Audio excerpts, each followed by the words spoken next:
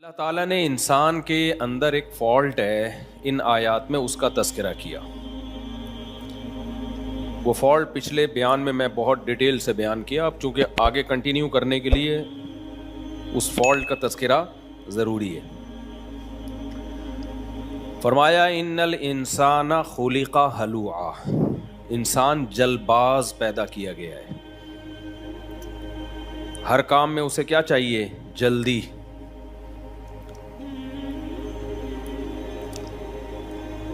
جس کو ہم یوں بھی کہہ سکتے ہیں جلد بازی ہوتی ہے بے صبرے میں، بے صبری سے بھی ہم اس کو تعبیر کر سکتے ہیں کہ انسان نیچرلی کیا ہے؟ بے صبرا ہے، تبھی اس کو فوراً رزلٹ چاہیے ہوتا ہے ہر چیز میں۔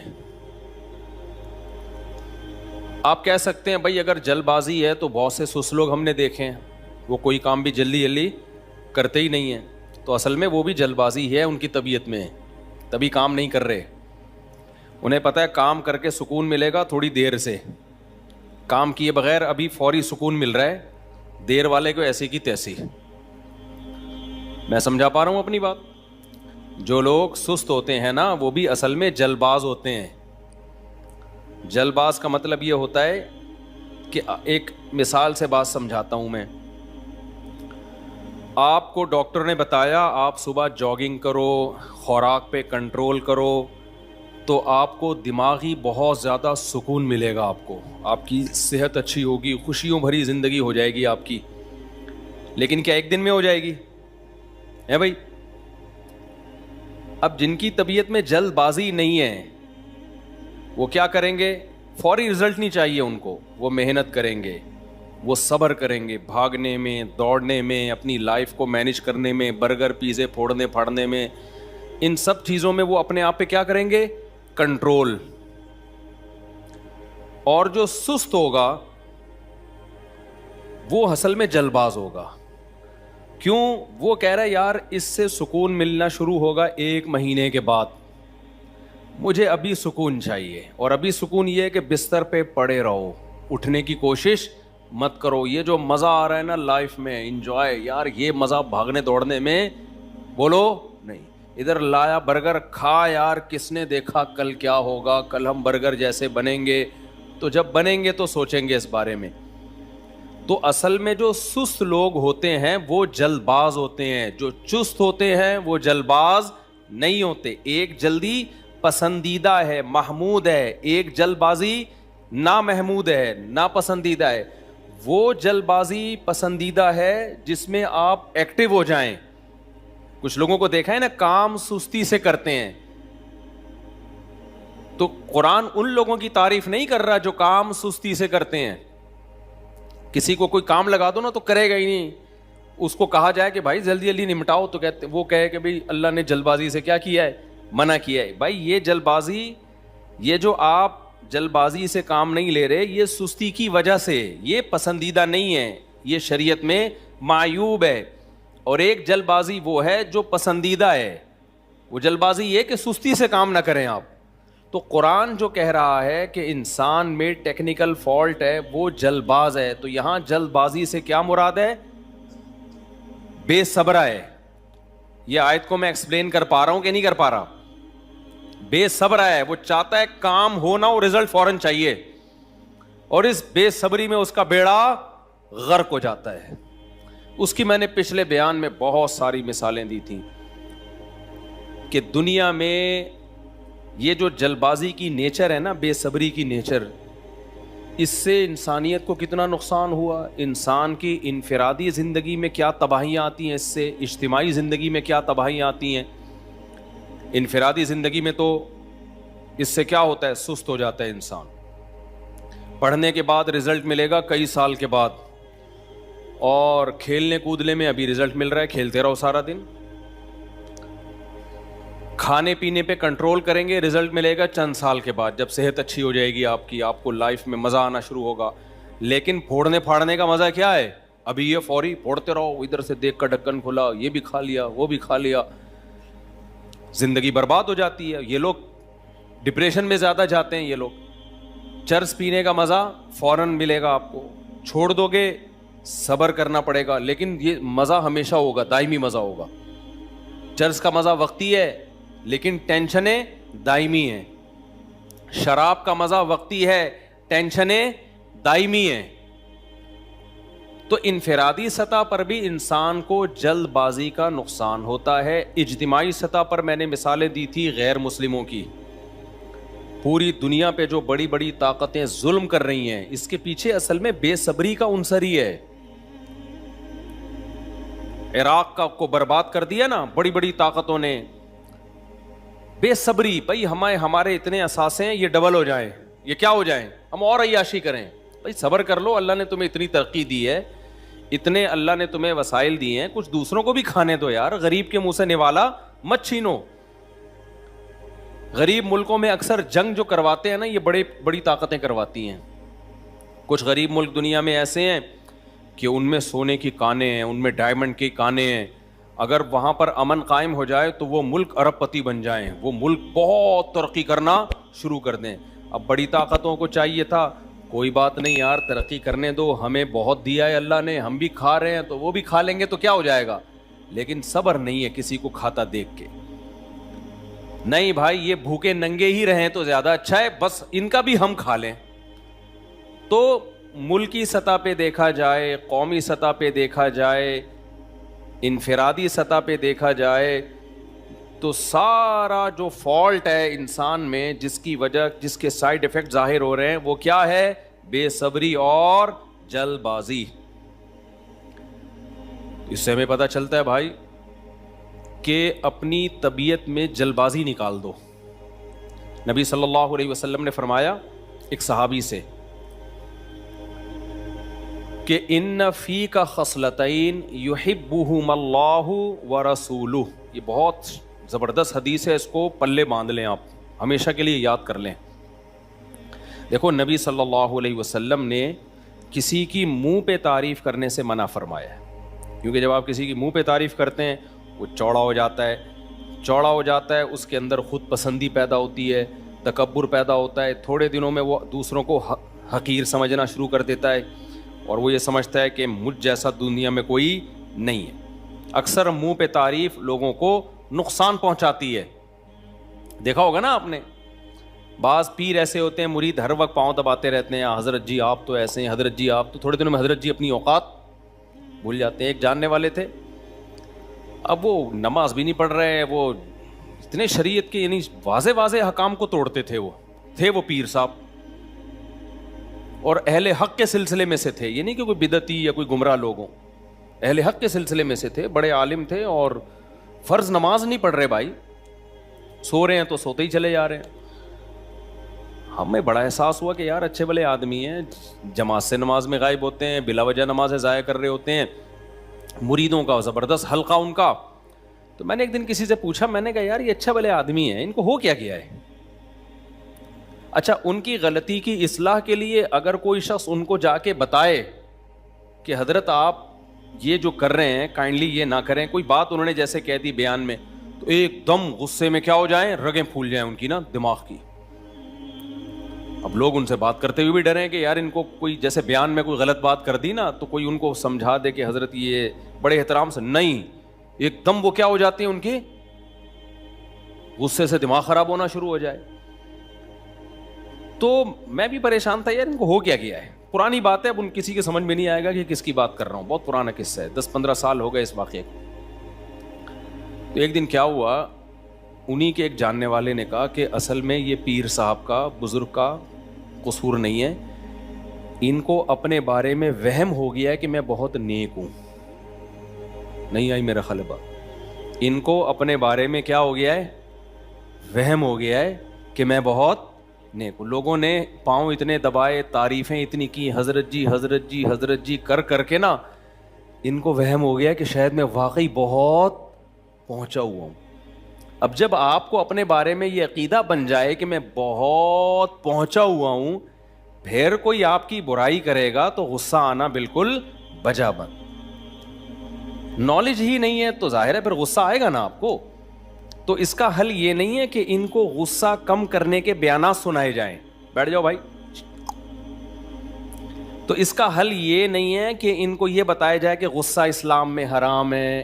ان کا فالٹ یہ نہیں ہے کہ ان کو غصہ جلدی آتا ہے, نا نا نا. بعض لوگوں میں بیماری ہوتی ہے, غصے کے مریض ہوتے ہیں یا غصہ ان کو جلدی آتا ہے, وہ ایک اس کا علاج الگ ہے. ان کا ٹیکنیکل فالٹ یہ ہے کہ یہ اپنے بارے میں سمجھ بیٹھے ہیں کہ میں کیا ہوں, میں بہت. تو ہم میں سے بہت سے لوگ یہ اپنے بارے میں سمجھنے لگتے ہیں. تو اس کا حل یہ ہے کہ جس وجہ سے یہ سمجھ رہے ہیں نا کہ میں نیک ہوں, جس دلیل سے یہ سمجھ رہے ہیں کہ میں بہت نیک ہوں, تو یہ ثابت کر دیا جائے کہ یہ دلیل ہے نہیں. دیکھو کہیں آپ کا مناظرہ ہو رہا ہو, بحث ہو رہی ہو, اگلا حدیث پیش کر رہا ہے کہ یہ دلیل ہے, دیکھو اس سے یہ مسئلہ ثابت ہوتا ہے, تو آپ حدیث کا انکار تو نہیں کرو گے نا. حدیث تو دلیل ہے, لیکن آپ یہ ثابت کر دو کہ بھئی یہ ضعیف حدیث ہے, یہ حدیث کیا ہے, ضعیف ہے. تو اس کا استدلال کیا ہو جائے گا, خود بخود کمزور. کسی نے دلیل میں گواہ کو پیش کیا دعوے کو ثابت کرنے کے لیے, تو آپ کیا کرو گے, یہ ثابت کر دو کہ بھئی یہ گواہ جھوٹے ہیں, ان کے بارے میں پبلک کی رپورٹیں صحیح نہیں ہیں. تو اب اس کی دلیل کیا ہو جائے گی, جب دلیل کالعدم ہو جائے گی تو دعویٰ خود بخود کالعدم ہو جائے گا. تو بعض دفعہ انسان کو, میں یہ اس لیے بتا رہا ہوں کہ ہم اور آپ بھی اس میں مبتلا ہو سکتے ہیں, کسی کی غیبت مقصد نہیں ہے, آپ کو ویسے بھی کیا پتا کس کی بات ہو رہی ہے, ہم اور آپ میں بھی اس مرض میں آ سکتے ہیں. لوگ تعریف کرتے ہیں دلیل, ہمیں اپنے بارے میں, ہم وہ جو بزرگ سمجھ رہے تھے نا اپنے آپ کو میں بہت نیک ہوں, وہ کس دلیل کی بیس پہ سمجھ رہے تھے کہ میرے اتنے سارے مریدین ہیں, سب مجھ سے دم کرواتے ہیں, سب مجھے دعاؤں کا کہتے ہیں, سب میری جوتے اٹھا کے بغل میں رکھ کے گھوم رہے ہوتے ہیں, مجھے ننگے پاؤں کوئی نہیں جانے دیتا, اپنی چپلیں میرے آگے کر دیتے ہیں, اور مجھے فلاں بزرگ سے خلافت بھی ملی ہوئی ہے, فلاں بزرگ نے مجھ پہ اعتماد بھی کیا ہوا ہے, اور مجھے فلاں دن خواب آیا تھا, اس میں نبی صلی اللہ علیہ وسلم نے بڑی خوشخبری دی تھی, تھپکی دی تھی مجھے, اور ایک دن میں سویا تو مجھے خوشبو آنا شروع ہو گئی اچانک کمرے میں. اس قسم کے واقعات ہوتے ہیں لوگوں کے ساتھ. تو ایک دن میں نے دیکھا ایک بزرگ آئے ہوئے ہیں سفید لباس میں, وہ مسکرا رہے ہیں مجھے دیکھ کے. تو ان واقعات سے انسان کو اپنے بارے میں وہم ہونے لگتا ہے کہ یار واقعی میں کیا ہوں, بزرگ ہوں. تو ایسے آدمی کا, اور پھر اس میں کوئی عیب نکالے گا کہ حضرت کبھی جماعت سے بھی نماز پڑھ لیا کریں, ٹھیک ہے نا, حضرت آپ اتنے دن یا کہیں سفر میں ہوں, کہیں گئے ہوئے ہوں, تو سمجھ میں آتا ہے. آپ جو ہے, یا اگر کوئی عذر ہے تو بتا دیں, عذر کسی کے ساتھ بھی ہو سکتا ہے, بھائی میں اصل جماعت سے نماز نہیں پڑھتا, مجھے بیماری ہے, فلاں کچھ بھی ہے. تو ایک دم آپ کو غصہ کیوں آ جاتا ہے؟ تو غصہ آنا اس کی علامت ہے وہ جو بندے کی میں پوری نا ڈیٹیل بتا رہا ہوں, جس نے کہا تھا نا اصل میں ان کو وہم ہو گیا کہ یہ کیا ہیں, یہ نیک ہیں. تو یہ ہم میں سے کسی کو بھی وہم ہو سکتا ہے, خوب سمجھ لو, بڑا خطرناک بیماری ہے یہ. تو انہیں اس نے کہا کہ حضرت یہ غصہ ان کا اصل میں غصے کے مریض نہیں ہے, یہ ان کو اپنے بارے میں وہم ہو گیا ہے کہ یہ کیا ہے, بہت نیک. تو جس دلیل کی بیس پہ یہ سمجھ رہے ہیں نا کہ میں نیک ہوں, اس دلیل کا رد کر دو. ان کو کوئی جا کے یہ بتا دے کہ لوگ جو آپ کے جوتے اٹھا رہے ہیں تو یہ اس کی دلیل نہیں ہے کہ آپ کیا ہیں, نیک ہیں. لوگ شف سرکار کے جتنے جوتے اٹھاتے ہیں نا, اتنے جوتے دنیا میں کسی کے نہیں اٹھائے گئے ہیں. لوگ آپ کو صبح شام ہدیہ دے رہے ہیں لا لا کے. اگر ہدیے کی بیس پہ کسی کو نیک سمجھنا ہے کہ اتنے لوگ لا کے ہدیے دے رہے ہیں, تو ایسی سرکاریں مارکیٹ میں موجود ہیں, ایسے جاہل پیر جو ایک وقت کی بھی نماز نہیں پڑھتے, جن کو ہدیے کروڑوں اربوں کی شکل میں ملتے ہیں, دمبے ملتے ہیں, بکرے ملتے ہیں, اور پتہ نہیں کیا کیا. اگر آپ یہ سمجھ رہے ہیں کہ لوگ مجھ سے جناب میرے سامنے ایسے جھک کے بیٹھتے ہیں, میرے ہاتھ پاؤں چومتے ہیں, تو پنڈتوں کے ہاتھ پاؤں بھی چومے جاتے ہیں. کتنے پنڈت ایسے ہیں جن کے لوگ آتے ہیں تو ہاتھ چومتے ہیں, ان کے سجدے کرتے ہیں.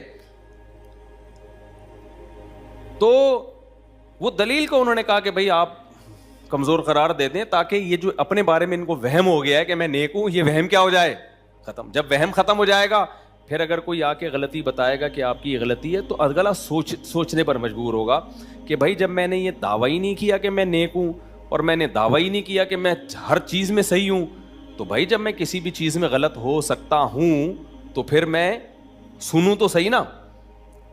دیکھو اور آسان مثال سے بات سمجھاتا ہوں. ہمارے ایک جاننے والے, ان کے پیٹ کا کوئی مسئلہ تھا یا کیا مسئلہ تھا, ڈاکٹر کے پاس گئے تو وہ ہوتا ہے نا, وہ جو مشین میں نہیں ڈالتے, ڈھین کر کے ایک بڑی سی مشین میں ڈالتے ہیں یار, MRI, وہ جیسے لگتا ہے قبر میں جا رہا ہے بندہ. ہاں, سٹی اسکینس, ان کا سٹی اسکین ہوا. بعض دفعہ سٹی اسکین میں ہوتا یہ ہے کہ ڈاکٹر جو بیماری دیکھنا چاہ رہے ہوتے ہیں وہ تو ٹھیک نکلی ہوتی ہے, کچھ اور نکل آتا ہے. صحیح ہے نا, کیا نکل آتا ہے, کچھ اور. ایک اور رشتہ دار کا میں بتا رہا تھا, انہوں نے جب وہ MRI کروایا نا, سٹی اسکین کروایا, تو ڈاکٹروں نے کہا کہ بھائی میدا ویدا تو سب سیٹ ہے, آپ کے تو گردے میں ایک وہ بن رہی ہے, رسولی بن رہی ہے, گٹھلی بن رہی ہے. حالانکہ ان کو کڈنی کا پین کبھی بھی نہیں ہوا, کوئی پیشاب میں پرابلم نہیں, کچھ بھی نہیں, فٹ فاٹ بالکل. تو اس کا ٹیسٹ کروائیں, ٹیسٹ کروایا تو وہ کینسر نکلا. ڈاکٹر نے کہا آپ بہت خوش قسمت ہو جو ابتدائی مرحلے میں یہ ٹریس ہو گیا ہے. تو آپریٹ ہوا, وہ جو ہوتا ہے کیمو تھراپی اور ایک اور تھراپی ہوتی ہے, کیا کہتے ہیں اس کو, ریڈیو تھراپی, کیمو تھراپی وغیرہ ہو کے الحمدللہ آج فٹ فاٹ گھوم رہے ہیں وہ, ٹھیک ہے نا. وہ انہوں نے کاٹ دی, بہت معمولی سی تھی. تو بڑے خوش, جب بھی میں ان سے ملتا ہوں نا, ہمارے ریلیٹیو میں کہتا ہوں بھائی اللہ نے آپ کو زندگی دی. کہہ رہے ہیں یار دیکھو نہ کوئی پین تھا, کچھ بھی نہیں تھا, اگر یہ پالتے رہتے ہم تو پھر ایک وقت میں جا کے تھوڑی پھر علاج ہوتا ہے, اور پھر ان کی ایج بھی زیادہ ہے, اس عمر میں تو یہ کیمو تھراپی وغیرہ ویسے ہی آدمی کو مار دیتی ہے. اب مجھے ایک بات بتاؤ, ڈاکٹر نے جب ان کو کہا کہ آپ کے گردے میں ایک تھوڑی سی رسولی ہے, کچھ کینسر کا خطرہ ہے, آپ ٹیسٹ کروائیں, وہ کہتے ہیں نہیں میں بالکل کیا ہوں, ٹھیک. کیونکہ ٹھیک آدمی کی علامت یہ ہے کہ دوڑ سکتا ہے, میں دوڑ سکتا ہوں. ٹھیک آدمی کی علامت یہ جو کھائے اس کو ہضم ہوگا, میں جو کھاتا ہوں مجھے ہضم ہوتا ہے. ٹھیک آدمی کی علامت یہ ہے کہ بھائی جو ہے میں صحیح سن سکتا ہوں, میں صحیح دیکھ سکتا ہوں, وہ جاب بھی کرتے ہیں, میں جاتا ہوں شام کو واپس آتا ہوں, ٹائم پہ مجھے نیند آتی ہے, ٹائم پہ میری آنکھ کھلتی ہے, صحیح پراپر پیاس لگتی ہے, صحیح پراپر بھوک لگتی ہے, تو میں کوئی میڈیسن بھی نہیں لے رہا. تو ٹھیک انسان کی ساری علامتیں چونکہ مجھ میں پائی جاتی ہیں, اس کا مطلب میں کیا ہوں, ٹھیک, لہذا میں یہ ٹیسٹ نہیں کراؤں. تو ایسے موقع پہ کوئی عقل مند کیا کہتا کہ جناب ٹھیک انسان کی جو علامتیں آپ نے بتائی ہیں یہ صرف ظاہری علامتیں ہیں, یہ ٹھیک ہونے کی دلیل نہیں ہے, یہ دلیل نہیں ہے ٹھیک ہونے کی جس کو آپ دلیل سمجھ رہے ہو. آپ یہ سمجھ رہے ہو کہ جو بھاگ رہا ہے, دوڑ رہا ہے, سو رہا ہے, جاگ رہا ہے, یہ ٹھیک ہے. نہ بعض بیماریاں اندر ہی اندر جنم لے رہی ہوتی ہیں, انسان کو اس کا پتہ نہیں ہوتا. تو یہ دلیل ہی غلط ہے اور واقعی غلط ہے. کینسر بعض دفعہ ایسے اندر پیدا ہو رہا ہے, آپ فٹ فاٹ گھوم رہے, آپ کو پتا آخری اسٹیج میں جا کے پتا چلتا ہے کہ بھائی یہ تو انا للہ ہونے والا ہے آپ کا. اب آپ ڈر نہ جائیں کہ آپ سب کے گردوں میں بھی کہیں رسولی نہ ہو. جب اللہ مارنے پر آئے گا میرے بھائی, پھر کس کس چیزوں کے ٹیسٹ کرواؤ گے آپ. ایک کینسر کے اسپیشلسٹ ہیں, میں نے ان سے کہا کہ ڈاکٹر صاحب باڈی میں کینسر کا پتہ شروع میں ہی چل سکتا ہے. انہوں نے کہا چند کینسر ایسے ہیں جن کا شروع میں پتہ چل سکتا ہے, جیسے میدے کا جو بڑی آنت کا کینسر ہے نا, وہ ٹیسٹ سے شروع میں ہی پتہ چل جائے گا. تو احتیاطاً 50 سال کے بعد وہ کروا لینا چاہیے ہر ایک کو. باہر دنیا میں تو لازمی کرواتے ہیں. گوروں میں جس کی ایج بھی 50 سال کی ہوتی ہے نا, وہ لازمی بڑی آنت کا کینسر کرواتے ہیں, کیونکہ بڑی آنت کا کینسر 50 سال کے بعد اس کے چانسز بہت زیادہ بڑھ جاتے ہیں. تو شروع میں ہی وہ ٹریس ہو جاتا ہے, پتہ چل جاتا ہے. لیکن کینسر کی تمام قسمیں ایسی نہیں ہیں. ہمارے ایک ریلیٹیو نے ڈاکٹر کے مشورے پر کروایا 50 سال کے بعد, تو نکل آیا, علاج ہو گیا, بچ گئے الحمدللہ, ٹھیک ہے نا. تو یہ 50 سال کے بعد ڈاکٹر کہتے ہیں کہ ہر ایک کو بڑی آنت کا یہ قبض سے ہوتا ہے زیادہ تر. تو جوان جب تک انسان ہوتا ہے نا, قبض بہت ساری چیزیں جھیل رہا ہوتا ہے. 50 سال کے بعد قبض وغیرہ زخم کرتے ہیں, وہ زخم بگڑتا ہے, پھر پتہ ہی نہیں ہوتا, کوئی علامت ظاہر نہیں ہوتی اس کی. لیکن میں نے ڈاکٹر صاحب سے پوچھا کہ اور کون کون سے, انہوں نے کہا نہیں پتہ چلتا بھائی, کوئی پتہ نہیں چلتا. تو اس کا مطلب یہ ہوا کہ بھائی اللہ سے کوئی بھی لڑ نہیں سکتا. میں نے کہا گردے کا فلانا کا, انہوں نے کہا بھائی کس کس کا کروائے گا, اتنی قسموں کے کینسر ہیں, یہ تھوڑی کہ سارے ٹیسٹ ہی کرواتا رہے گا بیٹھ کے, اور پھر آج کلیئر آیا, ہو سکتا ہے کل ہو جائے, ہو سکتا ہے پرسوں ہو جائے. تو انہوں نے کہا جن چیزوں کا یقینی پتہ چل سکتا ہے وہ بڑی آنت کا کینسر ہے, اس کے علاوہ نہیں پتہ چل سکتا. اس میں اللہ پہ توکل ہی ہے بس. اپنی عام صحت آدمی ٹھیک رکھنے کی کوشش کرے تو چانسز کم ہو جاتے ہیں, رہتے ہیں, ختم نہیں ہوتے. تو خیر, اب مجھے ایک بات بتاؤ, اگر وہ یہ وہ مانتے ہی نہیں, وہ کسی قیمت پہ یہ قبول ہی نہیں کرتے کہ بھائی میں بیمار ہو ہی نہیں سکتا, تو علاج ہوتا ان کا.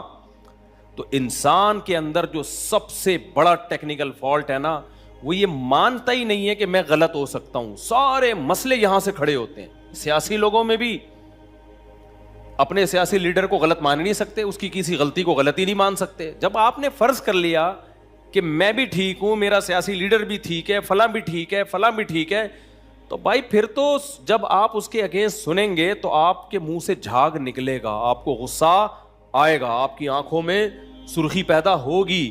تو یہ ٹیکنیکل فالٹ ہے کہ آپ نے غیر دلیل کو دلیل سمجھنا شروع کر دیا. سمجھتے ہو کہ نہیں سمجھتے ہو؟ تو ہم بھی یہی کرتے ہیں, ہماری کوئی تعریفیں کر دیتا ہے آ کے, لوگ اچھا کہنا شروع کر دیتے ہیں, تو ہم اس وہم میں مبتلا ہو جاتے ہیں کہ ہم باقی کیا ہیں, اچھے ہیں. ہمارے حضرت اس پہ ایک زبردست واقعہ سنایا کرتے تھے کہ ایک آدمی جو تھا گاؤں میں کہیں ملازمت کے لیے دوسرے گاؤں گیا ہوا تھا, تو کسی نے اس کو آ کے بتایا کہ تیری بیوی بیوہ ہو گئی ہے اور تو یہاں بیٹھا ہوا ہے. تو اس نے کہا یار میں جب زندہ ہوں تو میری بیوی بیوہ کیسے ہو گئی ہے؟ اگنور کر دیا اس کی بات کو, وہ چلا گیا. دوسرا بندہ آیا, کہنے لگا یار تو یہاں مصروف ہے کام کاج میں اور تیری بیوی کیا ہو گئی ہے, بیوہ ہو گئی ہے, گھر میں رونا دھونا چل رہا ہے. پہلے کو تو بہت سختی سے اس نے منع کیا تھا نا کہ تو پاگل ہے, مجھے بیوقوف سمجھا. پہ دوسرے کو تھوڑا نرم لہجے میں, یار بھائی میری بیوی بیوہ کیسے ہو سکتی ہے, میں کیا ہوں, میں زندہ ہوں. تیسرا بندہ آیا, ابے تو یہاں کام کاج میں مشغول ہے, تیری بیوی بیوہ ہو گئی ہے, اس نے رونا دھونا لگایا ہوا ہے, پورا محلہ گھر میں جمع ہوا ہے, تمبو لگا ہوا ہے. تو پھر جواب میں کہتا ہے, اب تھوڑا لہجہ اور کیا ہو گیا, یہ ہے انسان پہ ماحول کا اثر ہے. جب باتیں سنتا ہے نا, یہ تو اپنے اگینسٹ سن رہا ہے, اگر اپنے فیور میں سنے گا تو دوسری دفعہ میں ہی متاثر ہو جاتا ہے. اپنے فیور میں سنے گا نا تو دوسری دفعہ میں متاثر ہو جاتا ہے. تو جب اس کو تیسری دفعہ کا, چوتھی دفعہ کا آہستہ آہستہ نا نرمی آ رہی ہے, 10واں یا 15واں آدمی نے جب آ کے کہا نا تیری بیوی بیوہ ہو گئی ہے, اس نے سارا سامان لپیٹا اور گھر بھاگتا ہوا جا رہا ہے. تو لوگوں نے کہا کیا ہو گیا, کہہ رہے ابے میری بیوی بیوہ ہو گئی ہے. بھائی میری بیوی کیا ہو گئی ہے, میری بیوی بیوہ ہو گئی ہے. اس کے آنسو پوچھنے میں نے, لوگ کہہ رہے ہیں کہ ابے تیرا پاگل ہے, تو زندہ ہے. کہہ رہا ہے بھائی اتنے سارے لوگ بول رہے ہیں یار, میں بھی پہلے یہ سمجھ رہا تھا کہ بیوہ نہیں ہوئی ہے, لیکن اصل بات کیا ہے, بیوہ ہو گئی. اب دیکھو اس کے اگینسٹ, اس کے خلاف جب خبر ہے اس پہ انسان کو یقین آ جاتا ہے, تو انسان نیچرلی اپنی تعریف سننے کا بھوکا ہوتا ہے. جب انسان کو اس کی تعریف کی جائے نا تو 100% غلط تعریف بھی اس پہ اثر کرتی ہے, اور وہ ماننے لگتا ہے کہ یار کچھ نہ کچھ تو ہے.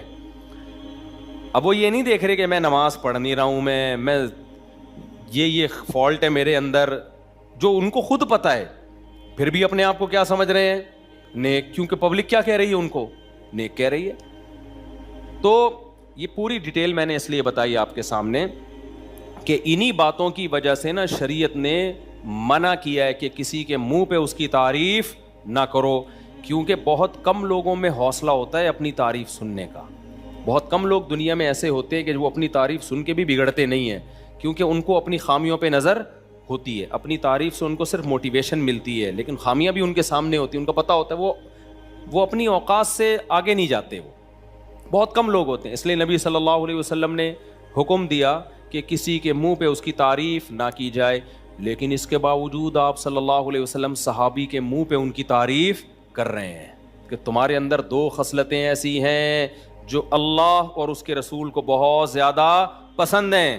کیوں کر رہے ہیں بھائی؟ بعض چیزیں ایسی ہوتی ہیں کہ انسان تعریف کیے بغیر رہتا نہیں ہے, عام اصولوں سے ہٹ جاتا ہے. یار یہ تو خاندانی ہو گیا بھائی, اس میں سامنے والے کو موٹیویشن بھی چاہیے ہوتی ہے, اس کے بگڑنے کا اندیشہ نہیں ہوتا, بلکہ جب آپ اس کے منہ پہ اس کی تعریف کرتے ہیں اس کو حوصلہ ملتا ہے, کیونکہ لوگ ان تعریفوں پہ اس کو حوصلہ دلا نہیں رہے ہوتے, ان خوبیوں پہ اس کو موٹیویشن مل نہیں رہی ہوتی کہیں سے, بلکہ الٹا لوگ برائیاں کر رہے ہوتے ہیں. بعض خوبیاں ایسی ہوتی ہیں کہ بندے کو موٹیویشن کی ضرورت ہوتی ہے, کیوں؟ ساری دنیا اس کی مخالفت کر رہی ہوتی ہے, تو اب جو حمایتی لوگ ہیں وہ بھی تعریف نہیں کریں گے تو وہ تو بیچارہ ٹھٹر جائے گا نا, وہ تو پھر معاشرے سے لڑ نہیں سکے گا. بالکل ایسے ہی ہے جیسے میں نے جب دوسری شادی کی تحریک چلائی نا تو اتنی برائیاں اتنے جب میں نے کی تو اتنا ہر ایک حوصلہ شکنی, تو مجھے یاد ہے 100 آدمی حوصلہ شکنی کرتے تھے کہ تم نے کیا کیا ہے. ایسے موقع پر اگر ایک آ کے تھپکی دیتا تھا نا کہ ماشاءاللہ اچھا کام کیا, میرا دل چاہتا تھا اسے گلے لگا کے پھوٹ پھوٹ کے روؤں میں. سمجھ رہے ہو؟ اب وہ بھی تو تعریف کر رہے ہیں نا, بڑا خاندانی کام کیا, لیکن اس تعریف سے مجھے نقصان نہیں ہو رہا بلکہ کیا مل رہا ہے؟ حوصلہ, کیونکہ ساری دنیا کیا کر رہی ہے؟ مخالفت. تو بعض چیزیں ایسی ہوتی ہیں, بچوں میں بھی بعض کام ایسے ہوتے ہیں, ان پہ حوصلہ افزائی کرنی چاہیے ان کی. تو نبی صلی اللہ علیہ وسلم ان صحابی کی حوصلہ افزائی کر رہے ہیں, اور ہمارا اور آپ کا کسی کے منہ پہ تعریف کرنا الگ ہے. پیغمبر سید الانبیاء کسی کے منہ پہ اس کی تعریف کریں, اس کا مطلب آپ نے مہر لگا دی ہے, اسٹیمپ لگا دی ہے بھائی. اب تو یعنی کوئی دوسری بات ہو ہی نہیں سکتی. تو ایسے موقع پہ تو بگڑنے کا بہت زیادہ اندیشہ ہے یا نہیں ہے بھائی؟ کوئی بزرگ میری تعریف کر دیں اور ایک عام آدمی میری تعریف کرے, تو عام آدمی کی تعریف کو میں ہلکا بیان کروں گا, بھائی فلاں نے میرے بارے میں کہا ہے مفتی صاحب زبردست. لیکن کوئی بڑا آدمی کر دے تو میں تو سارا دن, ابے وہ بھائی پتہ ہے انہوں نے میرے بارے میں یہ رپورٹ پیش کی ہے, انہوں نے کہا ہے, ویسے میں ہوں, پھر توازن بھی کر رہا ہوتا ہے انسان نا, میں ہوں تو حقیر فقیر, لیکن وہ کہہ رہے تھے کہ بہت نیک ہے. یہ بھی ایک تعریف کا ایک طریقہ ہوتا ہے کہ میں تو خاکسار, میں تو کچھ بھی نہیں, لیکن اتفاق سے بس حضرت جی نے فرما دیا کہ بہت نیک ہے. مقصد یہی ہوتا ہے کہ میں بہت نیک ہوں, آپ کسی غلط فہمی میں نہ رہیں میرے بارے میں. تو نبی صلی اللہ علیہ وسلم نے ان کے سامنے ان کی تعریف کی, اور کیا فرمایا, اور الفاظ نبوت کیسے زبردست بلاغت والے. ان فیک خصلتین, تمہارے اندر 2 خصلتیں, 2 عادتیں ہیں. ان یقینی, ان یہ تاکید کے لیے آتا ہے. دیکھو تعریف کے بھی بڑے طریقے ہوتے ہیں. کسی کے اندر 2 اچھی صفات ہیں, بہادر ہے, سخی ہے, آپ جا کے بولو گے یار تم بہادر بھی ہو, سخی ہو, ویل ڈن, یہ بھی ایک طریقہ ہوتا ہے نا, بہت اچھے. لیکن نبی صلی اللہ علیہ وسلم نے ان کی تعریف کو بھی انتہا تک پہنچایا. فرمایا تمہارے اندر 2 ایسی خصلتیں ہیں, یحبہم اللہ ورسولہ, جو اللہ کو بھی بہت پسند ہیں اور اللہ کے رسول کو بھی بہت پسند ہے, یعنی مجھے بھی بہت پسند ہے وہ. تو اس کا مطلب واقعی وہ بہت ہی اچھی چیزیں ہیں, بہت زیادہ اچھی چیزیں ہیں. تو یہ کیوں نبی بتا رہے ہیں کہ بھائی یہ ان چیزوں سے دستبردار مت ہونا. عام طور پہ لوگوں کو یہ 2 چیزیں پسند نہیں ہوتی ہیں. کیوں؟ یہ دونوں چیزیں خصلتیں جلد بازی کے خلاف ہیں, اور پبلک کو جلد بازی پسند ہوتی ہے, افراتفری پسند ہوتی ہے, ہلڑ بازی پسند ہوتی ہے, فوراً فیصلے کرو, فوراً یہ اسٹائل ہوتا ہے پبلک کا. وہ کیا خصلتیں آپ نے فرمایا؟ الحلم والاناہ. حلم کہتے ہیں بردباری, برداشت, ایک دم ایکسائٹڈ نہیں ہو جاتے, ایک دم جذباتی نہیں ہو جاتے, بردباری. ہماری عادت کیا ہے, کوئی شخص آ کے بات کرے گا ایک دم ہماری رائے کے خلاف جائے گا نا, تو ایک دم ہماری رگیں پھولنا شروع. گستاخیوں کے فتوے تو پاکستان میں ہول سیل کے حساب سے لگ رہے ہیں. کچھ دن پہلے مجھے کسی نے کہا کہ بھائی اللہ کا نام اس گلاس پہ لکھا ہوا ہے. اللہ نہیں لکھا ہوا تھا, جیسے اللہ کے صفاتی نام ہے نا, جیسے اللہ کے صفاتی ناموں میں حلیم بھی ہے اور کریم بھی ہے, ستار بھی ہے, غفار بھی ہے. تو انہوں نے کہا یار یہ کمپنی نے نا, کمپنی کا نام فرض کرو الغفار کمپنی تھا, فرض کر لو, تو یہ تو اللہ کا نام لکھا ہوا ہے, یہ گلاس نیچے گرے گا, پاؤں میں آئے گا, اس سے بے ادبی ہوگی, آپ اس کے خلاف بیان دیں. میں نے کہا خدا کا واسطہ, اللہ کا واسطہ معاف کر دو یار, کیوں اسلام کا مذاق اڑوا رہے ہو اتنا لمبا. اب میں فوراً ان کی بات سن کے جذباتی ہو جاتا, یار الغفار تو کس کا نام ہے؟ اللہ کا نام. اور غفار کمپنی بالفرض ہوتی اس کی ایسی کی تیسی کر دیتا, اس کے سائیڈ ایفیکٹ کتنے ہونے تھے بھائی. اگر غفار کمپنی کا گلاس زمین پہ گرنے سے اللہ کے نام کی بے ادبی ہو رہی ہے, تو غفار صاحب کو تو تھپڑ مارنا اسلام میں حرام ہو گیا. پھر جو سچی مچی کا غفار ہے اس کو تو گالی دینا بھی, وہ جو مرضی کرتا پھرے, آپ نے کہنا نہیں غفار بہت نیک ہے, وہ الو کا پٹھا ہو ہی نہیں سکتا, کیونکہ غفار کس کا نام ہے؟ اور غفار کو آپ نے بول دیا الو کا پٹھا, وہ کہے گا یہیں کہیں آپ نے لکھ دیا بھائی غفار تو 2 نمبر ہے. اس نے توہین کا کیس بنا دیا, بھائی غفار اللہ کا نام ہے اور اس نے کہا غفار کیا ہے 2 نمبر. تو ہم کیا تعویل کریں گے, بھائی اللہ کو نہیں کہا, یہ جو بندہ ہے نا غفار اس کو بولا ہے. تو کمپنی بھی بولے گی ہم نے اللہ کے نام کو نہیں گرایا, وہ جو کمپنی کا نام ہے وہ زمین پہ آ رہا ہے, وہ زمین پہ آ رہا ہے. الکریم بیکری کچھ بھی لکھا ہوا ہے.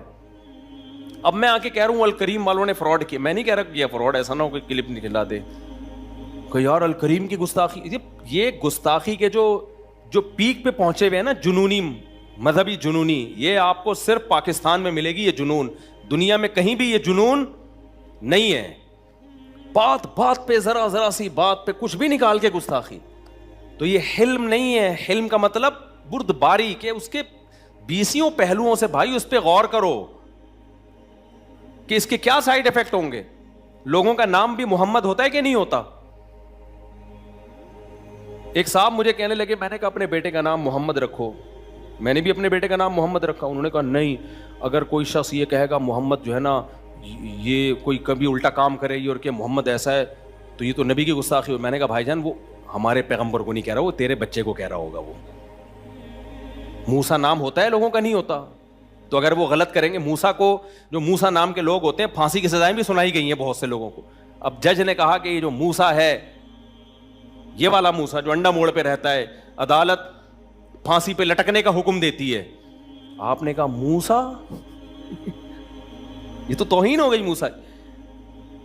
تو جیسے نام کو جب کسی کا نام پڑ جائے تو یہ اس کا نام ہے, اس موقع پہ یہ اللہ کا نام نہیں ہے. ایسے ہی کمپنی پہ اگر اللہ کے صفاتی نام میں سے کوئی نام لکھا ہوا ہے اور اللہ کے نام کی حیثیت سے نہیں لکھا, وہ کمپنی کے نام کی حیثیت سے لکھا ہے یا کسی بندے کے نام کی حیثیت سے لکھا ہے, تو بھائی اس کے وہ حکام نہیں ہوں گے جو کس کے ہیں, اللہ کے حکام ہیں. کتنے لوگوں پہ اس طرح توہین کے کیس ہوئے ہیں کہ اسٹیکر پہ کچھ لکھا ہوا تھا, کچھ بھی لکھا ہوا تھا نا, وہ آپ نے کسی کے گھر پہ باہر جا کے اسٹیکر لگا دیا, پمفلٹ لگا دیا, اس کا نیا کلر ہوا ہے, اس نے دیکھا میرے مکان کی ایسی کی تیسی ہو گئی, اس نے جا کے وہ پمفلٹ پھاڑ, اس نے تھوڑی پڑھتا کہ اس کو اندر کیا لکھا ہوا ہے, وہ کہیں نیچے گرا ہے کہیں پانی میں, اس پہ کہیں نبی کا نام لکھا ہوا تھا تو کیس کر دیا اس کو کہ توہین رسالت کا. اور کیس میں پتہ ہے کیا ہوتا ہے ایسے موقع پہ, ایس ایچ او بھی ایف آئی آر کاٹنے پر مجبور ہے. اس کو پتا ہے میں نے ایف آئی آر نہیں کاٹی تو یہ کٹے نہ کٹے میں پہلے کٹوں گا. یہ اوریجنل واقعات بتا رہا ہوں آپ کو میں. S H O F I R کاٹنے پر مجبور. وہ بندہ جس نے ساری زندگی نبی صلی اللہ علیہ وسلم کے نام کا احترام کیا, ساری زندگی وہ ناموس رسالت پہ ڈٹا رہا, وہی توہین رسالت کے کیس میں کہاں جا رہا ہوتا ہے, جیل کے اندر جا رہا ہوتا ہے. S H O F I R کاٹے گا لازمی, پھر کیس جائے گا جج کے پاس. تو جب جج کے پاس کیس جاتا ہے نا, باہر اتنا کراؤڈ عدالت کے باہر کھڑا ہوتا ہے, کیونکہ پروپیگنڈا کر کے نا لوگوں کو کہ اس نے توہین کیا, دیکھو اللہ کے نام کو زمین پہ, اللہ کے نبی کے نام کو اس نے زمین پہ ڈالا. اس کی کوئی نیت نہیں ہوتی, دور دور کا کوئی ارادہ نہیں ہوتا اس بیچارے کا. وہ صرف اس بیس پہ اس نے پمفلٹ پھاڑا ہے کہ میری دیوار کیا کر رہے ہیں یہ لوگ, خراب کر رہے ہیں. تو جب جج کے پاس کیس جائے گا تو جج کو پتا ہے کہ میں نے اگر اس کیس میں اس کو بری قرار دے دیا تو لوگ اس کو بھول جائیں گے, یہ سارا مجمع کس پہ چڑھے گا, میرے اوپر. 2 بے گناہ لوگوں کو نا اس طرح جیل کے, جو یہ تو میں نے براہ راست وکیل سے سنا ہے, یہ وکیل کا نام میں ہائی لائٹ نہیں کر سکتا. وکیل کہہ رہا ہے, جو مجرم کا وکیل ہے نا, جو مجرم نہیں تھا یعنی جس پہ الزام لگا تھا, اس کا وکیل کہہ رہا ہے مجھے پتا ہے کہ میرا جو موکل ہے وہ بے گناہ ہے, لیکن میں نے اپنی گردن بچانے کے لیے اس کو جیل بھجوا دیا, کیونکہ باہر اتنا کراؤڈ نا کورٹ کے باہر, لوگ کہہ رہے ہیں اگر یہ بچ گیا نا تو تجھے نہیں چھوڑیں گے, ہم وکیل کو نہیں چھوڑیں گے. تو یہ حلم بردباری ہے, بولو, یہ من حیث القوم اجلت بازی ہے. وہ جو قرآن کہہ رہا ہے نا کہ ان الانسان خلق ہلوعا, جل باز ہے, تو قوم بھی جل باز, اور انفرادی طور پر بھی ہم کیا ہیں, جل باز. کوئی نہیں دیکھ رہے, کوئی سینس استعمال نہیں کر رہے, اور اسی جل بازی پہ لیبل کیا لگا ہوا ہے, عشق رسول کا. یہ اور بڑا جرم کہ جو غلط کام کر رہے ہو آپ. ہمارے نبی کیا جل باز تھے؟ اگر جل باز ہوتے تو صلح حدیبیہ میں کافروں کی شرائط مانتے کیا آپ؟ آپ صلی اللہ علیہ وسلم کے علم میں یہ تھا کہ ابھی کافروں کی شرائط ماننے میں وقتی نقصان ہے ہمارا، فیوچر میں فیور اس کا کس کو ملے گا؟ ہمیں ملے گا. کوئی بات نہیں، دب کے ان کی شرائط قبول کر لیا آپ نے. دبنے کا مطلب یہ ہے کہ ظاہری طور پر یعنی ظاہری طور پر تو ایسا لگ رہا تھا کہ صحابہ دب کے شرائط قبول کر رہے ہیں، لیکن انجام کس کے حق میں بہتر ہونے والا تھا؟ مسلمانوں کے حق میں.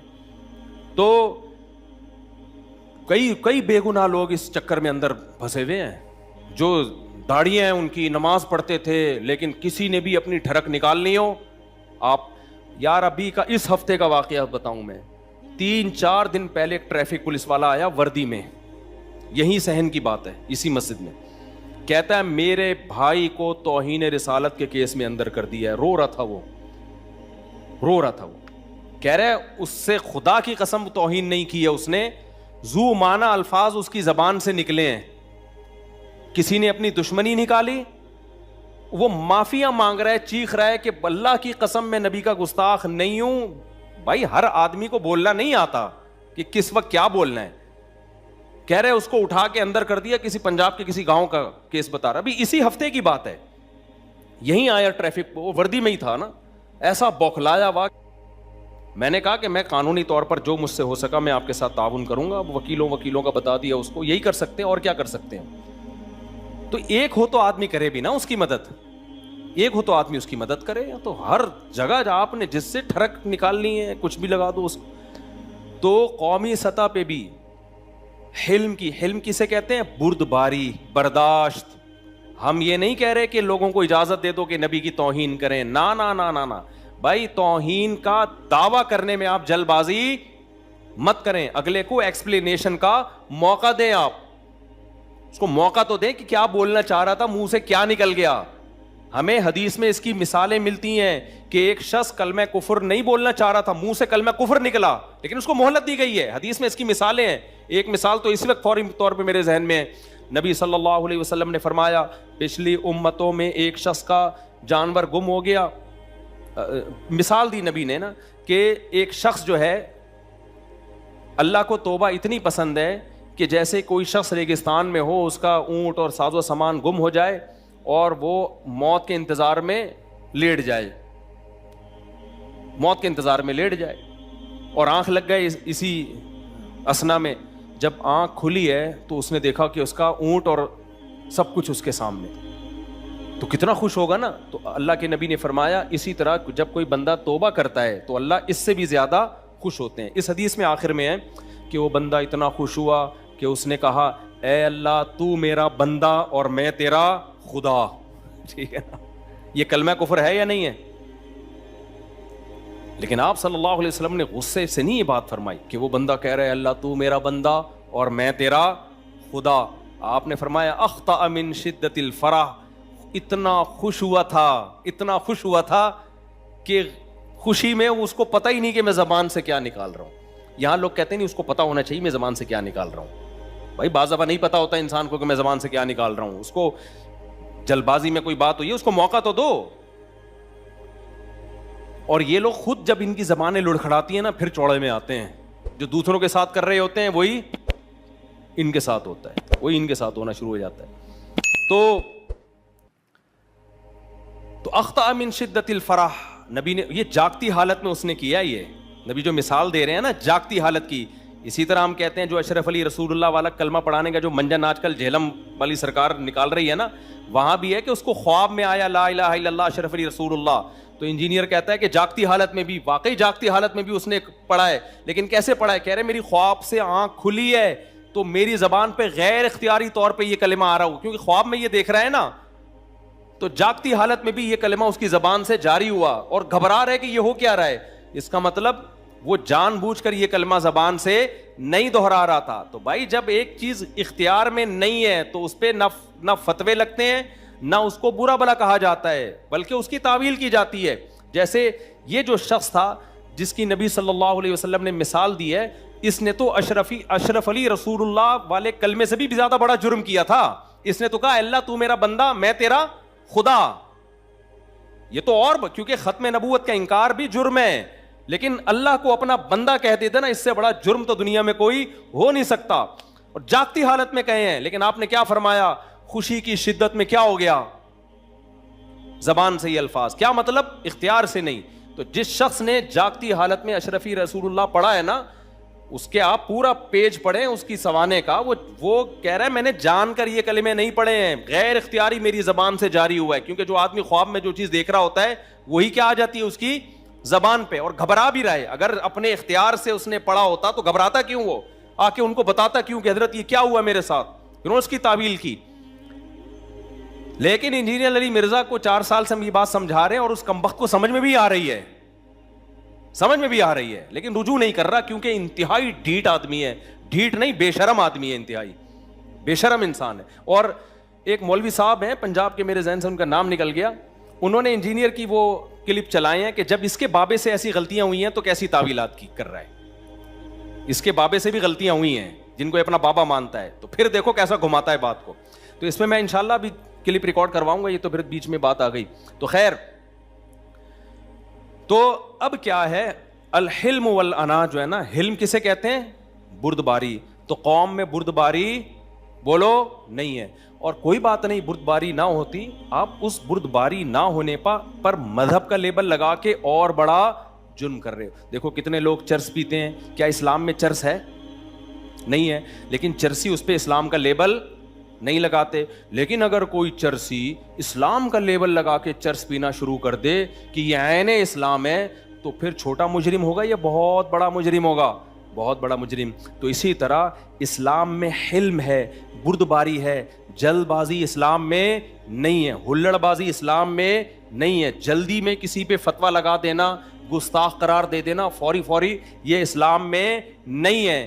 تو لیکن اگر آپ جلد بازی سے کام لے تو حلم جس کی اسلام میں تعریفیں ہیں, اور جلد بازی جس کو اسلام برا عمل قرار دیتا ہے, آپ اگر جلد باز ہو بھائی, لیکن اگر آپ اس پہ عشق رسول کا اور ناموس رسالت کا لیبل لگا دیتے ہو, پھر یہ چھوٹا جرم نہیں ہے, یہ پھر کیا ہے؟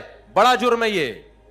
اور قتل انسانی یہ اور عمر قید, یہ تو بہت بڑی سزائیں ہیں, اس پہ تو بہت سخت معیار ہونا چاہیے کسی کو سزا دینے کا.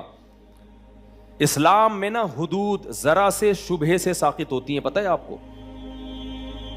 یہ جو گستاخ کی سزا ہے نا اسلامی پاکستان کے قانون میں, اس میں یہ لکھا ہوا ہے کہ بطور حد سزا دی جائے گی, بطور حد. اور حد کے بارے میں پوری امت کا اجماع ہے, جب تک جرم یقینی 100% بالکل بے غبار طریقے سے ثابت نہیں ہوتا, اس وقت تک سزا نہیں دی جا سکتی. اس کی میں چند مثالیں دیتا ہوں, کیونکہ یہ جو قرآن میں نے آیت پڑھی ہے نا, یہ جب تک میں مثالیں نہیں دوں گا تو آپ کو کیسے پتا چلے گا کہ ہم اس آیت کا اپنی سوسائٹی میں کیسے انکار کر رہے ہیں. آیت میں نے کیا پڑھی تھی؟ ان الانسان خلق ہلوعا, انسان جلد باز ہے. تو اللہ برائی کے طور پہ بیان کر رہے ہیں کہ جلد بازی کو چھوڑو تم. تو میں اس کی مثالیں جب تک نہیں دوں گا, لوگ مجھ پہ الزام لگا رہے ہوتے ہیں مصعب آیت لے کے چلے اور مثالیں توہین رسالت کی اور ناموس رسالت کی اور فلانے کی اور ڈمکانے کی, درس تو ہو نہیں رہا. اور بھائی اس آیت کو بیان کرنے کا کیا فائدہ جس کو آپ سوسائٹی پہ اس کا امپلیمنٹ ہی نہیں کر رہے, آپ بتا ہی نہیں رہے سوسائٹی کو کہ کیسے ہم اس آیت کی دھجیاں اڑاتے ہیں. یہ تو پھر وہی خطبہ ہو گیا جو عرب ملکوں میں ہوتا ہے کہ لا کے پکڑا دیا اور خبرنامے کی طرح بیان کر دیا. سب عرب ملکوں میں نہیں ہوتا, بہت سارے ملکوں میں ہوتا ہے کہ آپ کو حکومت ایک پکڑا دیتی ہے, بس یہ آیتیں پڑھیں, ترجمہ کریں اور پتلی گلی سے نکلیں. آپ کو اس سے کیا لوگوں کو فائدہ ہوگا؟ اصل تو یہی ہے نا اس آیت کے, جو ہماری سوسائٹی میں کس طرح سے قرآن کے ان احکام کی دھجیاں. قرآن تو آپ کو اخلاقیات بہت زبردست سکھاتا ہے. ہم تو قرآن کے صرف نماز روزے کو لے کے بیٹھے ہوئے ہیں, اخلاقیات کا پورا باب, معاملات کا پورا باب,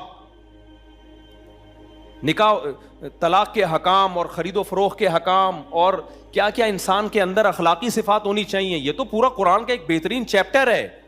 یہ اگر مذہبی لوگوں میں ہی نہیں ہوگا تو بھی بہت برا ہے, اور مذہبی لوگوں میں نہ ہو اور اس نہ ہونے پہ لیبل لگا دیں اسلام کا, پھر تو بہت ہی زیادہ برا ہے. نہیں آ رہی میرا خیال ہے بات سمجھ میں؟ بہت مشکل ہے میرے بھائی, بہت مشکل. وہی ہو گیا گلاس پہ الغفار لکھا ہوا ہے, ان کا نام کچھ اور تھا, لیکن وہ نیٹ کے وہ صاحب مجھے کہہ رہے ہیں صاحب اس کے خلاف بیان دیں. الغفار کمپنی کا نام کچھ اور تھا, لیکن اصل کمپنی کا نام نہیں لینا چاہتا نا, ایسا نہ اسی کمپنی کی واٹ لگا دیں لوگ جا کے. تو وہ گر گیا تو اب کیا ہوگا؟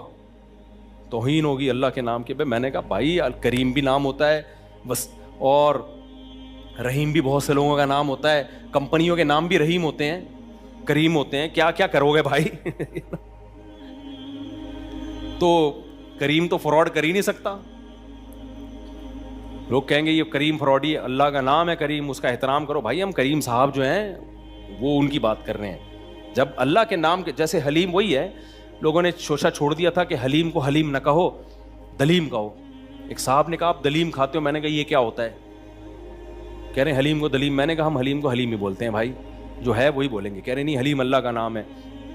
میں نے کہا جب حلیم کو حلیم کہا جاتا ہے اس وقت کسی کا بھی ذہن اس طرف نہیں جاتا کہ یہ کس کا نام ہے, اللہ کا نام ہے.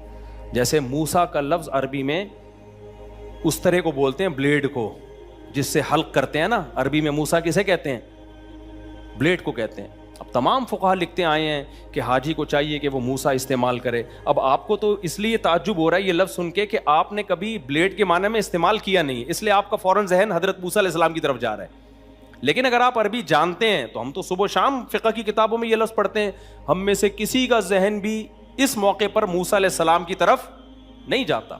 اجرائے موسیٰ کہتے ہیں جو آدمی پہلے سے جس کے سر پہ بال ہی نہ ہو وہ حلق کیسے کرائے گا, تو بھی اجرائی موسیٰ, وہ کہتے ہیں وہ موسیٰ اپنے سر پہ یوں گھمائے تو احرام سے باہر نکل آئے گا. اب آپ نے اگر اس پہ توہین کے فتوے لگائے تو بھائی پھر تو سینکڑوں محدثین فقہا سارے گستاخ رسول سب کو عمر قید کی سزا. کب تک چھپو گے پیڑوں کی آڑ میں, کبھی تو ملو گے لنڈا بازار میں. تو عالم وہ ہوتا ہے جو فتویٰ دینے سے پہلے اس کے تمام پہلوؤں پہ غور کرے.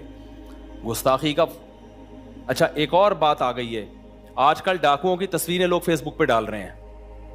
بھائی یہ کام چھوڑ دو, بے گناہ لوگوں کی تصویریں بھی ڈال دیتے ہیں. تصویر بہت دفعہ جب تک کسی انسان کو نہ دیکھا جائے نا, اس وقت تک اس کی شکل انسان کے ذہن میں نہیں بیٹھتی ہے.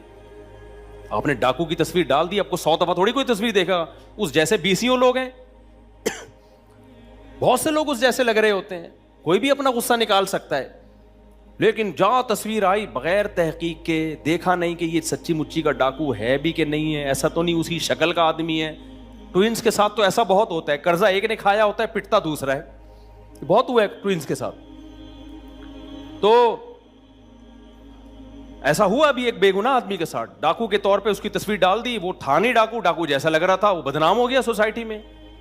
کیا پاگلوں والی حرکتیں ہیں یار. آپ فیس بک پہ تصویر ڈالنے سے پہلے 100 دفعہ سوچو اس کے سائیڈ افیکٹ کیا ہوں گے. لیکن وہی ہے جلد بازی, حلم نہیں ہے حلم.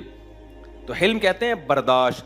تو آپ صلی اللہ علیہ وسلم نے ان صحابی سے فرمایا ان فیک خصلتین, تمہارے اندر 2 خوبیاں ہیں. ایک الحلم. ایک اور مولوی صاحب کا واقعہ ہے, وہ بیان کرتے ہوئے زبان سے ان سے گستاخی ہو گئی, اس لیے کہ ان کو اردو صحیح نہیں آتی تھی. پبلک نے پکڑ کے جان سے ہی مار دیا, حالانکہ یار اس کی داڑھی ہے, وہ نمازی آدمی ہے. عقل کیا کہتی ہے ایسا آدمی پاکستان جیسے ملک میں بھرے مجمع میں نبی کی گستاخی کر سکتا ہے؟ وہ پاگل ہے. اس کو موقع تو دو یار. زبان نہیں آتی آپ کو. ڈاکٹر ذاکر نائک پہ چلا دیا تھا نا انہوں نے نبی کو, کچھ ایسا مردہ کے لفظ کو استعمال کر لیا تھا. اس کی اردو کمزور ہے. لوگ جواب میں کہہ رہے ہیں جب اردو نہیں آتی صحیح طرح تو بول کیوں رہے ہو. بھائی یہ کہنے کی باتیں ہوتی ہیں, انسان بعض دفعہ کسی اور زبان میں اپنی بات کو ایکسپلین کرتا ہے, اس سے غلطیاں ہوتی ہیں, اس کو موقع دیا جاتا ہے. اچھا یہ بھی ایک بڑی مصیبت ہے ہماری قوم میں. انگریزوں میں ہم نے دیکھا ہے, آپ غلط انگلش بولو گے نا وہ اپریشیٹ کرے گا آپ کو, کبھی مذاق نہیں اڑائے گا. اردو اسپیکنگ میں ہم نے دیکھا ہے کہ کوئی دوسری زبان کا غلط اردو بول رہا ہے, اس کا مذاق اڑانا شروع کر دیتے ہیں. بھائی یار وہ آپ کی زبان بول رہا ہے, آپ اس کو اپریشیٹ کرو کہ چلو یار اس کی مادری زبان نہیں ہے لیکن وہ آپ کی زبان کو عزت دے رہا ہے, کہ اس کا مذاق اڑاتے ہیں. یہ مذکر کو مؤنث بول رہا ہے, یہ مؤنث کو مذکر بول رہا ہے, یہ ایسے بول رہا ہے, یہ یوں بول رہا ہے. یہ ہے سینس, ٹھیک ہے نا. یہ بھی جلد بازی ہے. گوروں میں یہ خوبی ہے, آپ غلط انگلش بولو, کبھی میں نے نہیں دیکھا, میں تو سفر کیا ہے نا, کبھی مذاق نہیں اڑائیں گے, آپ کو بولنے دیں گے, بلکہ اپریشیٹ کریں گے. ویل ڈن ویل ڈن, بہت اچھی انگلش. غلط بول رہا ہوتا ہے آدمی, غلط بول رہا ہوتا ہے, لیکن ویل ڈن اپریشیٹ کریں گے. کیوں؟ ان کو خوشی ہوتی ہے یار ہماری زبان ترقی کر رہی ہے. ان کو پتا ہے یار جس کی مدر لینگویج انگلش نہیں ہے وہ صحیح نہیں بول سکتے. 4 لفظ بھی بول رہے ہیں تو ترقی ہماری زبان کو, ہمیں عزت مل رہی ہے. اور ہم کیا کر رہے ہوتے ہیں, کوئی غلط اردو بول رہا ہے بیچارہ, سیکھ رہا ہے, اس کا مذاق اڑانا. وہ پھر کہتا ہے یار میں نہیں بولوں گا آئندہ سے. تو خیر یہ تو درمیان میں ایک بات آ گئی. تو نبی صلی اللہ علیہ وسلم نے کیا فرمایا؟ ان فیکا خصلتین، تمہارے اندر دو خوبیاں ہیں. آپ بھی کہو گے مفتی صاحب حدیث کا اگلا حصہ بھی دوسری بھی تو بتا دو نا. میں جان کر ترساتا ہوں، تڑپاتا ہوں. میں ترسا کے جو چیز دماغ میں ڈالی جائے نا وہ کھوپڑی کے اندر انسٹال ہو جاتی ہے. میری عادت ہے ترسانے کی. ہو سکتا ہے میں 5 منٹ کے لیے خاموش ہو جاؤں. تو یہ جان کر کرتا ہوں میں کہ ان ایک چیز کو نا اچھی طرح تاکہ دوسری کی طلب رہے، طلب بڑھے آپ کے اندر. حضرت حکیم الامہ مولانا شرف علی تھانوی رحمہ اللہ تعالیٰ فرمایا کرتے تھے کہ جب کسی شیخ سے بیعت ہونا چاہو نا تو شیخ کو حکم دیتے تھے جلدی بیعت نہ کرو، اس کے اندر طلب پیدا ہونے دو. خوب جب طلب پیدا ہوگی کئی بیانات سنے گا، پکی عقیدت ہوگی. ابھی ہوائی عقیدت ہوتی ہے نا. کچھ دن بیٹھے نہیں مجلس میں، ایک پہلی دفعہ میں آ کے بس حضرت آپ بہت زبردست. ابے تجھے کیسے پتہ چل گیا حضرت اتنے زبردست ہیں؟ کچھ ٹائم گزار، کچھ زیادہ دنوں تک بیانات میں بیٹھ، پھر پتہ چلے گا. تو فرماتے تھے کہ جس شیخ سے پہلے عقیدت ہو، محبت ہو جائے اچھی طرح سے، پھر اس سے بیعت ہونے کا جو فائدہ ہوتا ہے، ایک ہوتا ہے بیعت ہونے کے بعد عقیدت ہو، ایک ہوتا ہے عقیدت پہلے ہو بیعت بعد میں. فرمائیں دونوں میں بڑا فرق ہے. جس شیخ سے محبت عقیدت پہلے ہو، پھر جب بیعت ہوگے نا ٹھا کر کے فائدہ ہوگا آپ کو، دین پہ ایسا چلو گے. اور ایک ہے بیعت ہو گئے، محبت بعد میں جا کے پیدا ہو رہی ہے، اس میں آپ کی اسپیڈ کیا ہوگی؟ آہستہ. پھر وہ ایک بڑی پیاری مثال دیا کرتے تھے، مثال تو نازیبا ہے لیکن سوسائٹی کے حساب سے. انہوں نے کہا ایک شادی وہ ہوتی ہے کہ لڑکی سے شادی پہلے ہو گئی، محبت بعد میں پیدا ہو رہی ہے. بیوی سے تو محبت ہو ہی جاتی ہے نا. کا اس میں اور ایک ہے عشق پہلے ہوا شادی، دونوں میں زمین آسمان کا فرق ہے یا نہیں؟ کیا خیال ہے بھائی؟ وہ جو عشق پہلے ہوا پھر شادی ہو، اس میں تو انسان کی نیندیں اڑ جاتی ہیں. اس میں بہت ٹوٹ کے محبت ہوتی ہے، اس کو ساری زندگی احساس رہتا ہے بھائی میری چاہت مجھے ملی ہے. ایک ہے ملنے کے بعد میری چاہت بنی ہے. وہ تو بہت فرق ہوتا ہے اس میں. تو وہ فرمایا کرتے تھے کہ طلب کے بعد دیکھو روزے جب بھوک لگتی ہے دبا کے، پھر افطاری کا مزہ آتا ہے کہ نہیں آتا؟ ایک ہے کھانا دیکھ کے بھوک لگنا، وہ تو ہر ایک کو لگ جاتی ہے. پاکستان میں فل پیٹ بھرا ہوا بھی ہو نا، پھر بھی کھانا سامنے آئے تو بھوک لگتی ہے. ایک ہے بھائی کچھ بھی کھانا سامنے نہیں ہے، بھوک کی شدت سے نڈھال ہو رہا ہے، پھر جو بھی کھانا آئے گا بہت مزہ آتا ہے اس کھانے کو کھانے میں. افطاری میں دیکھ لو نا. تو ایسے ہی وہ فرمایا کرتے تھے حکیم الامہ کہ جس شیخ سے بیعت ہونا چاہتے ہو نا تو یہ نہ کہو کہ بیعت ہو جائے محبت تو ہو جائے گی. نا نا نا نا، پہلے شدت ہو، اس میں طلب پیدا ہو، بہت عقیدت ہو، بہت محبت ہو، یقین ہو جائے کہ بھائی مجھے اس سے بہت فائدہ ہوگا. اس کے بعد جا کے بیعت ہوتا ہے تو بہت تیزی سے فائدہ ہوتا ہے. تو اس لیے میں تھوڑا سا کیا کرتا ہوں، آپ لوگوں کو ترساتا ہوں. ہم جب اللہ معاف فرمائے بچپن میں ڈرامے دیکھا کرتے تھے. ہمارے گھر میں تو ٹی وی تھا نہیں اڑوس پڑوس میں، اور وہ ڈرامے بھی اس زمانے کے بڑے سلیقے کے ہوتے تھے. خیر ڈرامے دیکھنا جائز نہیں ہے، میں بھی تبھی کہہ رہا ہوں بچپن میں دیکھا کرتے تھے. وہ ایک شخص نے پوڈ کاسٹ میں میرا انٹرویو لیا، اور انٹرویو میں کہیں مجھ سے پوچھا کہ آپ نے بچپن میں کوئی فلم دیکھی. میں نے بتا دیا 1-2 پرانی، کوئی اللہ معاف کر پھر توبہ کر لی تھی ان سے. تو اس نے میرا کلپ چلایا، مفتی صاحب غصے میں فلم دیکھنے گئے. ابے میں نے کہا یہ کیا لگا ہے؟ پھر خیر اندر بیان وہ نہیں تھا، لیکن یہ یوٹیوبر بھی عجیب ہی ہوتے ہیں یار. تو کیا کہہ رہا تھا میں؟ ہاں، تو ڈرامے جو آتے تھے نا پرانے زمانے میں، تو اس میں پتہ ہے کیا کرتے تھے؟ وہ ایک آتا تھا شاہین، بہت پہلے کی بات ہے. اس میں ایک کیریکٹر تھا بدر بن مغیرہ، جو بڑا ایک مسلم ہیرو گزرا ہے. تو وہ بدر بن مغیرہ جو ہے نا، ڈرامے کا اینڈ ایسے کرتے تھے کہ انسان کا دل حلق میں آ جائے کہ اب کیا ہوا. اس میں پیاس ہوتی تھی اگلی قسط دیکھنے کی. تو اب بدر بن مغیرہ بڑا ہینڈسم اسمارٹ تھا، ہیرو تھا، وہ مسلم جیسے یہ ارطغرل کو لوگوں نے بنایا ہوا ہے. تو اب کیا ہوا کہ ڈرامے میں فیصلہ ہو گیا کہ کہانی میں کہ اس کا سر قلم کر دیا جائے گا. اب ہم چھوٹے بچے تھے، 9-10 سال ہماری عمر ہوگی، ہماری سانسیں حلق میں آئی ہوئی، یار یہی مر گیا تو اگلے ڈرامے میں دیکھیں گے کیا؟ ہماری تو محبتیں اس کے ساتھ ہیں. تو ہم بیٹھے ہوئے منتیں مان رہے ہیں، یا اللہ اس کو بچا لے، یا اللہ اس کو بچا لے. بچپن میں ڈرامے دیکھنے کا مزہ بھی بہت ہوتا تھا نا، وہ پورا انسان اس میں گھس جاتا تھا ڈرامے کے اندر نا، وہ سمجھتا تھا سچی مچی میں ایسا ہی ہو رہا ہے. تو اس میں یہ تھا کہ فیصلہ کیا گیا کہ اس کے سر قلم کر دیا جائے. تو بالکل ڈرامے کے اینڈ میں نا اس کو پھانسی والا، وہ قتل والا ڈریس پہنایا گیا، اس کو زمین پہ لٹایا گیا، اس کا سر رکھا گیا ایک لکڑی پہ نا خاص, اور پھر وہ تلوار لے کے نا جلاد نے یوں اٹھائی اور ایسے لے کے ابھی قریب آیا ڈرامہ اینڈ. اگر 40 سال کے ہوتے نا ہم ہارٹ اٹیک سے مر چکے ہوتے. اب ہم مصیبت میں, ابے کیا ہوا, کٹی گردن کے نہیں کٹی یار. اس چکر میں ایک ہفتہ انتظار کر رہے ہیں, پورا دماغ کہاں لگا ہوا ہے اگلی کہانی کی طرف کہ یار ہوا کیا, کہ مرا کہ نہیں مرا. تو وہ نفسیات سے کھیلتے ہیں نا, ان کو پتا ہے اگر ابھی کاٹ دی گردن, بالفرض کاٹ دی, تو یہ اگلا ڈرامہ دیکھیں گے نہیں, نہیں کاٹی تو بھی کہیں گے شاید دیکھ لے کوئی نہ دیکھے. تو پھر جب اگلی قسم پہلے سے جا کے 5 منٹ پہلے جا کے بیٹھ گئے نا سارے ہمارے کزن وزن, ہم ڈرامے کے آگے نا, ہماری پھپھو کے اگر ٹی وی ہوتا تو ہمارے ابا نے نہیں رکھا, وہاں بیٹھے ہوئے بسم اللہ الرحمن الرحیم, یا اللہ اس کو بچا لے. اچانک کیا ہوا ہے کہ پھر دوبارہ سے وہ آدھی تلوار آئی ہے تو ایک دم دروازہ دھڑ کر کے کھلا اور وہ بادشاہ سلامت کا آرڈر آیا, ٹھہرو. یعنی وہ گردن کے قریب آ کے اس نے ریورس, ہمیں سکون ملا, ہم نے کہا اللہ بچا لیا تو نے, یہ تیرا کرم ہے. تو اس لیے میں تھوڑا آپ لوگوں کو کیا کرتا ہوں, ترساتا ہوں. تو آپ نے فرمایا ان فی کا خصلتین, ہونا تو یہ چاہیے یہی بیان ختم کر دیں. ان فی کا خصلتین, تمہارے اندر 2 خوبیاں ہیں, الحلم برداشت, والانا, انا کہتے ہیں جلد بازی میں فیصلہ نہ کرنا. جب حلم ہوتا ہے نا, بردباری ہوتی ہے, یہ اندر کی صفت ہے, تو اس پہ ایک نتیجہ مرتب ہوتا ہے کہ آپ فیصلہ کرنے میں جلد بازی نہیں کرتے.